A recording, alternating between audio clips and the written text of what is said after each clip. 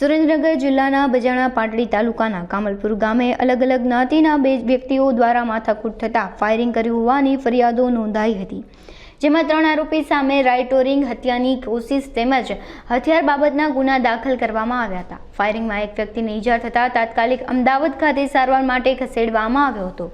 બજાણા પાટડી પોલીસને જાણ થતાં જ કમાલપુર ગામે દોડી આવીને તપાસ હાથ ધરવામાં આવી હતી। બંને વચ્ચે ઝઘડાનું કારણ અંગત અદાવત હોવાનું જાણવા મળ્યું હતું, જે અંગે પોલીસ દ્વારા આગળની તપાસ હાથ ધરવામાં આવી છે। 20/6/2024 ના રોજ ધાંગધ્રા ડિવિઝનની હદમાં આવેલ બજાણા પોલીસ સ્ટેશનના કામલપુર ગામ ખાતે ફાયરિંગ તથા રાયોટિંગનો બનાવ બનવા પામેલ।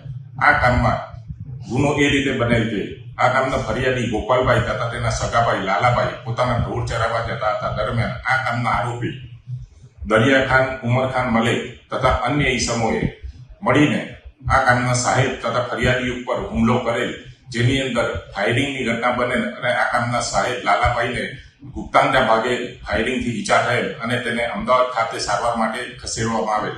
હાલ તેઓની તબિયત સ્થિર છે અને આ કામે હાલ ગુનાના કામે કુલ 3 આરોપીને રાઉન્ડ અપ કરવામાં આવેલ છે અને આગળની તપાસ બજાણા પોલીસ સ્ટેશન ચલાવી રહેલ છે।